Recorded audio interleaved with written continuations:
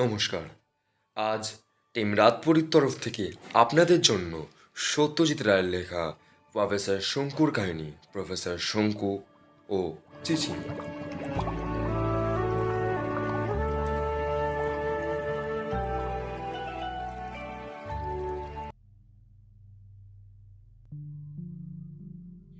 18 October. আজ সকালে সবে ঘুম থেকে উঠে মুখ ঠুক ধুয়ে ল্যাবরেটরিতে যাব। এমন সময় আমার চাকর প্রহ্লাদ এসে বলল, বৈঠকখানা একটি বাবু দেখা করতে এইছেন। আমি বললাম, নাম জিজ্ঞাসা করেছিস? প্রহ্লাদ বলল, আজ্ঞে না, ইংরেজি বললেন। দেখি তো নেপালি বলে মনে হয়। গিয়ে দেখি খয়েরি রঙের ঝোলা কোট পরা এক ভদ্রলোক, সম্ভবত চীন দেশীয়। তাই যদি হয় তবে চীনা ভিজিটার আমার বাড়িতে এই প্রথম। আমাকে ঘরে ঢুকতে দেখেই ভদ্রলোক তার সরু বাঁশের ছড়িটা পাশে রেখে সোফা ছেড়ে উঠে দাঁড়িয়ে কোমর অব্দি ঝুঁকে আমার অভিবাদন জানালেন।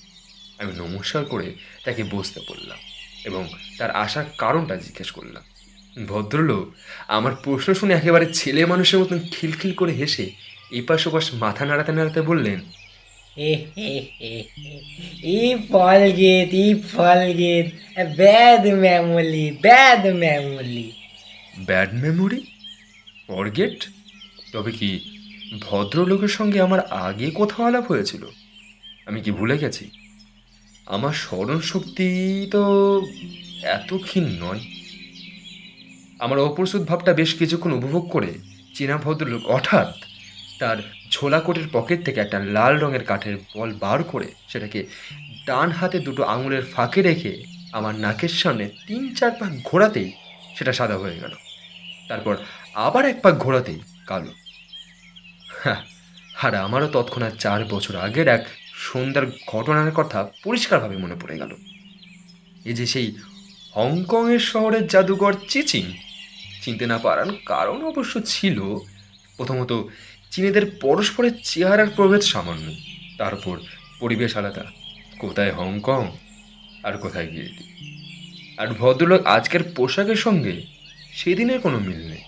সেদিন স্টেজে চিচিং পড়েছিল একটা সবুজ লাল আর কালো নকশা করা ঝলমলে সিল্কের আলখাল্লা, আর আজ তার মাথায় ছিল ডোরা কাটা চোঙা টুপি। যাই হোক, এই এক কাঠের বলের খেলা দেখে আমার মনে সেদিন সমস্ত ঘটনা বায়োস্কোপের ছবির মতো চোখের সামনে ভেসে উঠল। আমি তখন যাচ্ছিলাম জাপানের কোবে শহরে পদার্থবিজ্ঞানীদের একটা সম্মেলনে যোগ দিতে। পথে হংকংয়ে 2 দিন থেকেছিলাম আমার এক আমেরিকান বন্ধু প্রফেসর বেঞ্জামিন হকিংসের বাড়িতে। হকিংস বৈজ্ঞানিক এবং 60-এর ওপর বয়স হলেও ভারী আমোদের লোক। যেদিন পৌঁছেছিলাম সেদিন সন্ধ্যায় তিনি আমায় ধরে নিয়ে গেলেন চিচিংয়ের ম্যাজিক দেখাতে। ম্যাজিক আমার ভালো লাগে তার একটা কারণ হচ্ছে, ম্যাজিকের কারসাজি ধরে ফেলার মধ্যে আমি একটা ছেলে মানুষ আনন্দ পাই। তাছাড়া কোনো নতুন ধরনের ম্যাজিক দেখলে জাদুকরের বুদ্ধির তারিফও করতে ভালো লাগে। উঁচুতরের জাদুকর মাত্রই বিজ্ঞানের সাহায্য নিতে হয়। পদার্থবিজ্ঞান, রসায়ন, শরীরতত্ত্ব, মনস্তত্ত্ব এ সবই তাদের ঘাটতে হয়। চিচিগান নাকি বেশ নাম ডাক আছে, তাই তিনি কী ধরনের জাদু দেখান সেটা জানার আগ্রহ ছিল। তাই হকিংসের অনুরোধ এড়োতে পারলাম না। হাত সাফের কাজ, আলো ছায়ার কারসাজি, যান্ত্রিক ম্যাজিক, রাসায়নিক বিলকে সবই চিচিং ভালোই দেখালেন। কিন্তু তারপর যখন হিপনোটিজম বা মোহনের জাদু দেখাতে আরম্ভ করলেন, তখনই ব্যাপারটা কেমন জানি আপত্তিকর বলে মনে হলো। সবচেয়ে খারাপ লাগলো যখন কতগুলো নিরীহ লোক গোবেচারাকে দর্শক বাছাই করে তাদের স্টেজের উপর ডেকে নিয়ে গিয়ে চিচিং নানানভাবে তাদের অপদস্থ করতে শুরু করলেন। একটি লোক তো প্রায় 5 মিনিট ধরে আপেল মনে করে উলের বল চেপে, আর একবার তার পোশাক কুকুর মনে করে বেশ করে একটা চেয়ারে হাতলে হাত ঝুলতে লাগে। মুখ কাটবার পর দর্শকদের অট্টরোলে এই সব লোকেদের মুখের অবস্থা সত্যি শোচনীয় হয়েছিল। আমি হকিন্সকে বললাম, আমার ভালো লাগছে না। লোকগুলো কি এইভাবে অপদস্থ হওয়ার জন্য পয়সা দিয়ে ম্যাজিক দেখতে এসছে? হকিন্স বললেন, কী উপায় বলো? এদের ডাক দিলে এরা যদি স্টেজে যেতে আপত্তি না করে তাহলে জাদুকরের উপর দোষারোপ করা যায় কি করে? আমি সবে একটা উপায়ের কথা ভাবছি, এমন সময় খেয়াল হলো দর্শকরা সবাই যেন আমার এদিকে ঘুরে তাকাচ্ছে। ব্যাপার কি? স্টেজে চোখ পড়তে দেখি চিচিং হাসি মুখে আমার দিকে আঙুল দেখাচ্ছে। চোখাচোখি হতে চিচিং বললেন, আপনার যদি কোনো আপত্তি না থাকে একবার স্টেজে আসবেন কি? বুঝলাম। আমার চেয়ারে দেখে চিচিং আমাকেও একজন নিরীহ গোবেচারা বলেই ধরে নিয়েছে। চিচিংকে শিক্ষা দেওয়ার একটা সুযোগ আপনা থেকে এসে গেল দেখে আমি খুশি হয়ে স্টেজে উঠে গেলাম। চিচিং প্রায় আধ ঘন্টা ধরে আমাকে হিপনোটাইজ করার নানা রকম চেষ্টা করলেন।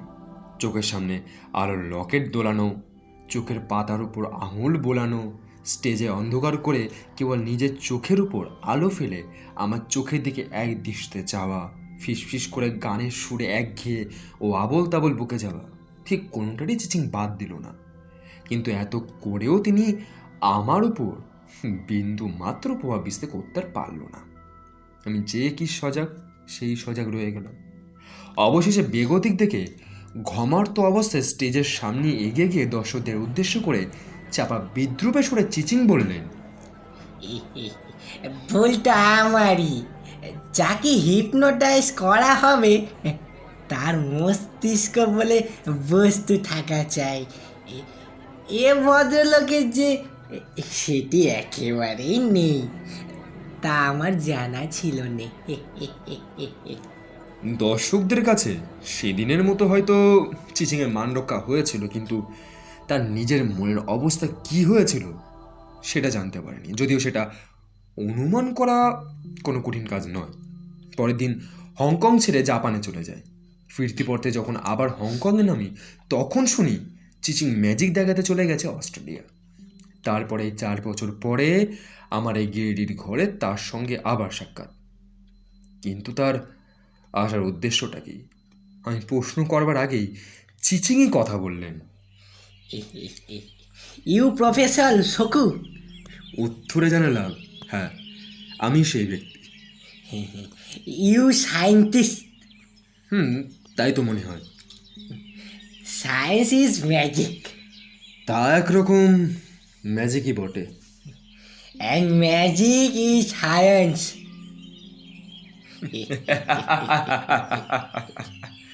চিচিং বারবার হাসছেন। আমি ক্রমাগত গম্ভীর থাকলে অভদ্রতা হয়, তাই এবার আমিও তার সাথে হাসিতে যোগ দিলাম। You work here. অর্থাৎ এটা কি তোমার কাজের জায়গা? আমি বললাম, হ্যাঁ। তারপর চিচিংকে নিয়ে গেলাম আমার ল্যাবরেটরি দেখাতে। আমার আবিষ্কৃত যন্ত্রপাতি, আমার তৈরি ওষুধপত্র, আমার কাগজের সরঞ্জাম, চার্ট ইত্যাদি দেখতে দেখতে চিচিং বারবার বলতে লাগলেন, ওয়াঙ্গাফুল ওয়াঙ্গাফুল। পাশাপাশি 3টে বড় বড় বোতলে তরল পদার্থ দেখে চিচিং বললেন, ওয়াটাল। আমি হেসে বললাম, না, জল নয়, এগুলো সব মারাত্মক acid. Acid. Very nice, very nice. Acid কেন নাইস হবে সেটা আমার বোধগম্য হলো না। দেখা শেষ হলে একটা চেয়ারে বসে পকেট থেকে একটা বেগুনি রঙের রুমাল বার করে ঘাম মুছতে মুছতে চিচিং বললেন, ইউ আর গ্লেড। চিচিংয়ের কথার প্রতিবাদ করে আর অযথা বিনয় প্রকাশ করলাম না, কারণ আমি যে গ্রেট সেটা অনেক দেশের অনেক গণ্যমান্য ব্যক্তি এর অনেক আগেই মেনে নিয়েছে। Yes, you are glad, but I am গ্লেতাল। লোকটা বলে কি? কোথাকার কোন এক পেশাদার ম্যাজিশিয়ান অর্ধেক সময় লোকের চোখে ধুলো দিয়ে পয়সা নিচ্ছে, আর সে বলে কিনা আমার চেয়ে গ্রেটার। কি এমন মহৎ কীর্তি রয়েছে তার যেটা পুরো পৃথিবীর আর 5টা পেশাদার জাদুকরের নেই? প্রশ্নটা মনে এলেও মুখে প্রকাশ করলাম না। প্রহ্লাদ কিছুক্ষণ আগেই কফি দিয়ে গিয়েছিলেন। চিচিং দেখি কফির পেয়ালায় হাত দিয়ে নিয়ে কাঠখড়ির দিকে চেয়ে আছেন। আমি তার দৃষ্টি অনুসরণ করে উপরের দিকে চাইতে চিচিং বলে উঠল, লিজার্ড। লিজার্ড অর্থাৎ সরীসৃপ। যেটাকে লক্ষ্য করে কথা বলা হলো সেটা হলো আমার ল্যাবরেটরিতে বহু কলের বাসিন্দা টিকটিকি। জানোয়ারটির বাংলা নাম চিচিং বলতেই তিনি আবার খিলখিল করে হেসে উঠে বললেন, টিক টিকি, ভেরি নাইস, টিকটিকি। দুচু মুখে কফিটা শেষ করে চিচিং উঠে পড়লেন। তিনি নাকি কলকাতায় এসেছেন ম্যাজিক দেখাবে বলে সেই রাত্রেই, সুতরাং তার তাড়াতাড়ি ফিরে যাওয়া দরকার। দিল্লিতে এসেছেন নাকি একমাত্র আমার সঙ্গে দেখা করতে। চিচিং চলে যাওয়ার পর অনেক ভেবেও তার আসার কারণটা খুঁজে পেলাম না। 19 অক্টোবর, আজ দুপুরে আমার ল্যাবরেটরিতে কাজ করছি। এমন সময় আমার বেড়াল নিউটন এসে তড়াক করে আমার কাজের টেবিলের উপরে উঠে বসলো। এই কাজটা নিউটন কখনো করে না। টেবিলের উপরটা আমার গবেষণার যন্ত্রপাতি, ওষুধপত্র ডাই হয়ে থাকে। সে আমার বাড়িতে প্রথম আসার কয়েকদিনের মধ্যেই একবার টেবিলে ওঠাই আমার কাছে ধমক খেয়েছিল। তারপর থেকে আর দ্বিতীয়বার ধমকের প্রয়োজন হয়নি। আজ থেকে এইভাবে নিষেধ অগ্রাহ্য করতে দেখে আমি বেশ থতমত খেয়ে গেছিলাম। তারপর সামলে নিয়ে কড়া করে কিছু বলতে গিয়ে দেখি সেও চেয়ে আছে কাঠকুড়ির দিকে। উপরে চেয়ে দেখি কালকের মতো আজও টিকটিকিটা সেখানেই দাঁড়িয়ে আছে। নিউটনের টিকটিকি ঢের দেখেছি এর আগে, এবং কোনোদিনও কোনো চাঞ্চল্য প্রকাশ করেনি। আজ সেই পিঠে উঠে লোম খাড়া করে এমন তীক্ষ্ণ দৃষ্টিতে ওটার দিকে চেয়ে দেখছে কেন? নিউটনকে ধরে নামিয়ে দেবো মনে করে তার পিঠে হাত দিতেই সে যে এমন ফ্যাস করে উঠল যে আমি রীতিমতো ভড়কে গেলাম। টিকটিকের মধ্যে এমন কিছু কি সে লক্ষ্য করেছে যেটা মানুষের চোখে পড়ছে না?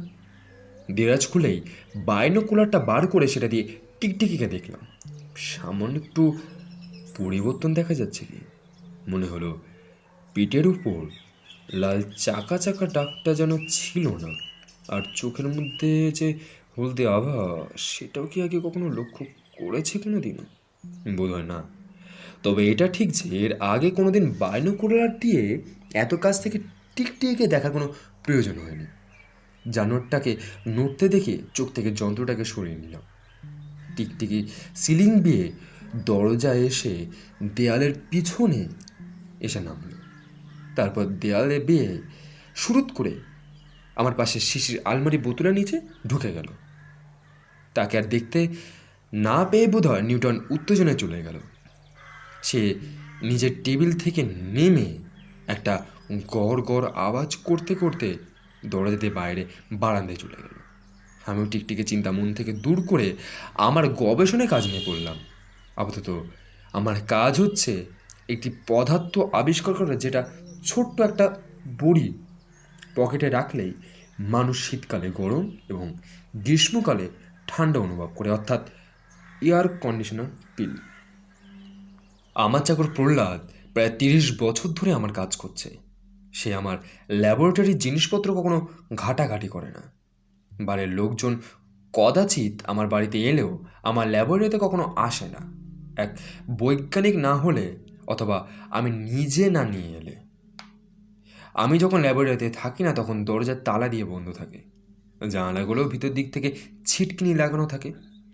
কাল রাত্রেও দেখে গেছি যে আমার সে ভীষণ তেজি অ্যাসিড 3টি বোতল প্রায় কানায় কানায় ভর্তি। আজ সকালে ল্যাবরেটরিতে ঢুকেই দেখি টেবিল দিয়ে চোখ পড়তে দেখি বাঁদিকের অর্থাৎ কার্বোডাইবিল অ্যাসিডের বোতলটা প্রায় অর্ধেক খালি। রাতে যে অ্যাসিড বাষ্পে উড়ে যাবে তার কোনো সম্ভাবনা নেই। বোতলের গায়ে ফুটো ফাটাও নেই যে চুইয়ে টেবিলে পড়ে শুকিয়ে যাবে। অ্যাসিড তবে গেল কোথায়? 3টি অ্যাসিডের প্রত্যেকটি এত তেজিয়ান যে সেগুলো নিয়ে কেউ অসতর্কভাবে ঘাটাঘাটি করলে তার মৃত্যু অনিবার্য। বিস্তর মাথা ঘামিয়ে এই রহস্যের কোনো কুল কিনারা পেলাম না, অথচ অ্যাসিডের অভাবে আমার এক্সপেরিমেন্ট চালানো অসম্ভব। এই অবস্থায় কি করা যায় সেটা ভাবছি, এমন সময় একটা মৃদু খচমচ শব্দ পেয়ে পিছনে ফিরে দেখি আমার শিশির বোতলে আলমারির মাথার উপর দিয়ে একটা প্রাণী উঁকে দিচ্ছে। প্রাণীটি আমার ল্যাবরেটরি সেই প্রায় পোষা টিকটিকি, কিন্তু এখন তাকে দেখে টিকটিকি বলা চলে না, কারণ তার চেহারায় কিছু পরিবর্তন ঘটেছে। চোখের মনিতে এখন আর কালো অংশ বলে কিছুই নেই, সবটাই হলদে, এবং সেটা মতে স্নিগ্ধ হলদে নয়, বরঞ্চ তাতে কেমন যেন একটা আগুনের ভাটার আভাস আছে। নাকেও একটা প্রভেদ লক্ষ্য করলাম, ফুটোগুলো আগের চেয়ে অনেক বড়। গায়ের রঙে আগে ছিল হালকা সবুজ ও হলদে মেশানো, এখন দেখছি সর্বাঙ্গ লাল, চাকা চাকা ভর্তি। আলমারির পিছনে টিকটিকির অস্তিত্ব সম্বন্ধে যদি আমি না জানতাম, তাহলে মনে করতাম এক নতুন জাতের সরীসৃপ। টিকটিকিটা কিছুক্ষণ এক দৃষ্টিতে আমার দিকে তাকিয়ে নাক দিয়ে ফোঁস করে নিঃশ্বাস ফেলল। ফোঁস বলছি এই জন্য যে নিঃশ্বাসের শব্দটা আমি শুনতে পেয়েছিলাম, আর একটা কথা বলা হয়নি। টিকটিকিটা লম্বায় আগের চেয়ে বেশ কিছু লম্বা হয়েছে বলে মনে হলো। আমি তাকিয়ে থাকতেই সেটা আমার দিক থেকে দৃষ্টি ঘুরিয়ে টেবিলের দিকে চাইল, তারপর আলমারির মাথায় কোণটাতে এগিয়ে কিছুক্ষণ উৎপাতার ভঙ্গিতে চুপ করে থেকে হঠাৎ করে প্রচণ্ড লাফে একেবারে সোজা টেবিলের উপরে এসে পড়ল। আমার কাছের যন্ত্রপাতি সব ঝনঝন করে উঠল। আলমারি থেকে টেবিলের দূরত্ব প্রায় 10 হাত, তাই আমার এই বিরাট লং জাম্প এতই অপ্রত্যাশিত যে আমি কিছুক্ষণের জন্য একেবারে মেরে গেলাম। টেবিলে এসে পড়তেই টিকটিকিটাকে দেখে এখন বেশ কাছ থেকে দেখতে পেলাম। লেজটাই এক লম্বা যেন বেড়েছে, তাছাড়া আর কোনো পরিবর্তন হয়নি। পা, মাথা, চোখ, নাক, গায়ের রং সবই বদলে গেছে। মাথা উপরটা দুটো চোখের মাঝখানে লক্ষ্য করলাম একটা ছোট্ট শিঙের মতো কি যেন গজিয়েছে, আর পায়ের নখগুলো যেন অস্বাভাবিক রকম বড় তীক্ষ্ণ। টিকটিকিটা আমার অ্যাসিডের বোতলের দিকে চেয়ে রইল। তারপর দেখলাম মুখ হা করে সেই একটি লকলকে জিভ বার করল। জিভের ডগায় সাপের জিভের মতন চেরা বিভক্ত। এরপর দৃশ্য এতই অস্বাভাবিক যে আমার হা করে দাঁড়িয়ে দেখা ছাড়া আর কোনো উপায় রইল না। টিকটিকিটা তত্তর করে এগিয়ে গিয়ে কার্বোডাইব্রেলিক অ্যাসিডের বোতল তার গা বেয়ে উঠে পিছনের পা দুটো দিয়ে বোতলের কানা আঁকড়ে ধরে সমস্ত শরীর বোতলের মধ্যে গলিয়ে দিয়ে ওই সাংঘাতিক অ্যাসিডের বাকিটুকু চকচক করে চুমুক দিয়ে খেয়ে ফেলল। খাবার সময় লক্ষ্য করলাম বোতলের বাইরে দেয়ালমান লেজটার চেহারা বদলে গিয়ে বাকি শরীরের সঙ্গে মানানসই হয়ে গেল, এবং হওয়ার সঙ্গে সঙ্গে আমার মুখ থেকে আপনা থেকেই বেরিয়ে পড়ল, ড্রাগন, চীনের ড্রাগন। আমার ঘরের প্রায় পোষা টিকটিকি আজ ড্রাগনের রূপ ধারণ করেছে, আর এই ড্রাগনের প্রিয় পানীয় হলো আমার এই মারাত্মক অ্যাসিড। বৈজ্ঞানিক বলেই বোধ হয় চোখের সামনে এমন এক আশ্চর্য প্রায় অলৌকিক ঘটনা ঘটতে দেখে এরপরে আরও কি ঘটতে পারে সেটা জানার এক প্রচণ্ড কৌতূহল অনুভব করলাম। যা ঘটল তাই টিকটিকিটা অ্যাসিডকে ড্রাগনের রূপ ধারণ করে বোতলের বাইরে আসার সঙ্গে সঙ্গে আয়তনে প্রায় আরও দ্বিগুণ হয়ে গেল। লক্ষ্য করলাম তার নিঃশ্বাসের সঙ্গে নাকের দুটো ফুটো দিয়ে ধোঁয়া বার হচ্ছে। টিকটিকিটা এবার চলল দ্বিতীয় বোতলের দিকে। এতে আছে নাইট্রো অ্যানাহিলিন অ্যাসিড। বোতলের পিঠটায় সামনে দুপাশে ভর দিয়ে উঠে এক কামড়ে ছিপিটা খুলে ফেলে কয়েক সেকেন্ডের মধ্যে টিকটিকিটা আমার সমস্ত নাইট্রো অ্যানাহিলিন অ্যাসিড শেষ করে ফেলল। খাবার সঙ্গে সঙ্গে তার সাইজ হয়ে দাঁড়ালো প্রায় 3 হাত। দ্বিতীয় বোতল শেষ করে তৃতীয়টার দিকে এগোনোর সময় আমার মন বললে উঠল, আর না, এবার এটাকে স্বাস্থ্যকর উপায় বার করতেই হবে। হলোই বা অ্যাসিড খোর, আমার মতো বৈজ্ঞানিক কি একে ঘায়াল করে কোনো উপায় বার করতে পারবে না? আর এক মুহূর্ত সময় নষ্ট না করে আমি ঘরের কোণে রাখা লোহার সিন্দুকটা থেকে আমার ব্রহ্মাস্ত্র অর্থাৎ ইলেকট্রনিক পিস্তলটা বার করলাম। তাক করে মারলে এটি 4 লক্ষ ভোল্টের বৈদ্যুতিক শক যে কোনো প্রাণীকে নিঃসন্দেহে ধরাশায়ী করবেই। পিস্তলটি আবিষ্কার করার পর আজ পর্যন্ত এটার ব্যবহারের কোনো প্রয়োজনীয়তা হয়নি। আজ আমি এর শক্তি পরীক্ষা করব এই ড্রাগনের ওপর। ড্রাগন তখন সবে আমার ফেরোসোটানিক অ্যাসিডের বোতলের ছিপিটা খুলছে। আমি অতি সন্তর্পণে এগিয়ে গিয়ে পিস্তলটি উঁচিয়ে তার কাঁধের উপর তাক করে ঘোড়া টিপতেই একটা বুদ্ধিদের শিখা তীরের মতো গিয়ে লক্ষ্যস্থলে রাখল। আমি অবাক বিস্ময় এত গভীর আতঙ্কে দেখলাম যে শখের একটি আস্ত হাতি ভস্ম হয়ে যাবার কথা, সে শখ এই 3.5 হাত ড্রাগনটির আয়তন ক্রমে বেড়ে চলেছে। প্রাণীর কোনো অনিষ্ট করতে পারলাম না। সামনে একটু শিউরে উঠে ড্রাগন বোতল ছেড়ে প্রায় 10 সেকেন্ড তার হলুদ জলজলে চোখ দিয়ে এক দৃষ্টিতে আমার দিকে চেয়ে রইল। আমি অনুভব করলাম আমার হাত পা অবশ হয়ে আসছে। তারপর ড্রাগনের নাক দিয়ে পড়ল নিঃশ্বাস, আর নিঃশ্বাসের সঙ্গে বেরোলো রক্তবর্ণ ধোঁয়া। সেই তীব্র ঝাঁঝালো বিষাক্ত ধোঁয়ার আমার দৃষ্টি ও চেতনার লোক পেতে শুরু করলো। অজ্ঞান হবার আগের মুহূর্তে অবধি আমি দেখতে পেলাম ড্রাগন তার পায়ের আঘাতে ও লেজের আছাড়নিতে আমার টেবিলের সমস্ত যন্ত্রপাতির লণ্ড ভণ্ড চূর্ণ বিচূর্ণ করছে। প্রহ্লাদের গলার আওয়াজে জ্ঞান হলো, বাবু বাবু। ধর্মরে উঠে দেখি ল্যাবরেটরির চেয়ারে বসে আছি। প্রহ্লাদ জিভ কেটে বলল, এই দেখো, আপনি ঘুমিয়ে পড়লে, আমি বুঝতেই পারিনি। কি হয়েছে? সেই নেপালি বাবু তেনার লাঠিটা ফেলে গেলেন যে। লাঠি? দরজা দিকে চোখ পড়তে দেখি হাসি মুখে চিচিং দাঁড়িয়ে আছে, তার হাতে সে চড়ু বাঁশের লাঠি। This time I forget my teeth. Very sorry. আমার মুখ দিয়ে কি বল বেরোলো, but the dragon? Dagan? You see Dagan. আমার সমস্ত যন্ত্রপাতি বলতেও লজ্জা করলো, কারণ আমার টেবিলের জিনিসপত্র যেমন ছিল তেমনই আছে। কিন্তু অ্যাসিড 3টি বোতলে যে খালি। আমি বিস্ফোরিত নেত্রে খালি বোতলগুলো দিকে চেয়ে আছি, এমন সময় শুনলাম চিচিং খিলখিলির হাসি। A little magic, but great magic. ওই তোমার ড্রাগন? চিচিং কাঠখড়ির দিকে আঙুল দেখালেন। উপরে চেয়ে দেখি আমার চিরপরিচিত টিকটিকি তার জায়গাতেই রয়েছে। And you'll achieve. এবার টেবিলের দিকে চাইতেই চোখের নিমেষে 3টি খালি বোতল স্বচ্ছ তরল পদার্থে কানা অবধি ভরে উঠল। চিচিং এবার বাঙালি কায়দায় দুটো হাতের তেল একত্র করে বললেন, নমস্কার প্রফেসর ছকু।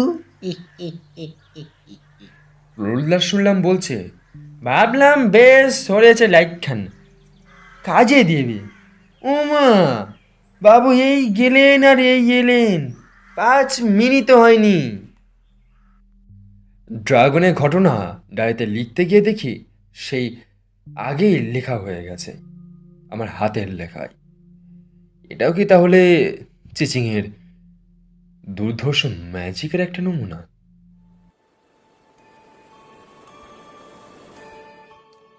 আজ শুনলেন রাতপরীর তরফ থেকে সত্যজিৎ রায়ের লেখা প্রফেসর শঙ্কুর কাহিনী, প্রফেসর শঙ্কু ও চিচিং। পরবর্তীতে আবার একটি গল্প নিয়ে আমরা হাজির হব। ততক্ষণের জন্য বিদায়।